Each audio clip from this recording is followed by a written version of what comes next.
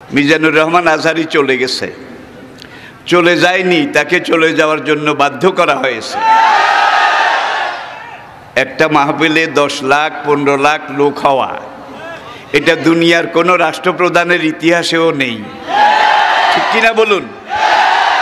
আর একজন রাষ্ট্রপ্রধান যখন কোনো এলাকায় যায়, সেখানে রিজার্ভ গাড়ি দেওয়া হয়, জায়গা জায়গা থেকে গাড়ি প্রেরণ করা হয়, সার্ভ করা হয়, তাদেরকে ভাড়া দেওয়া হয়, খানা দেওয়া হয়, গরু জবাই করে একবারে মোরগ মুসাল্লাম বিরিয়ানি এগুলো দেওয়া হয়। তারপরে যাওয়ার সময় আবার কিছু নগদ হাদিয়াও দেওয়া হয়।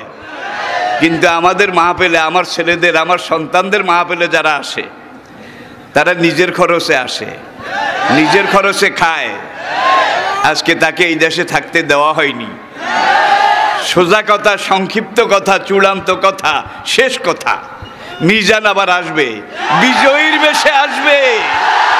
এই দেশের তাওহীদি জনতা এমন ইতিহাস সৃষ্টি করে তাকে আলিঙ্গন করবে ইনশাআল্লাহ। সেই সমাবেশই দূরে নয়।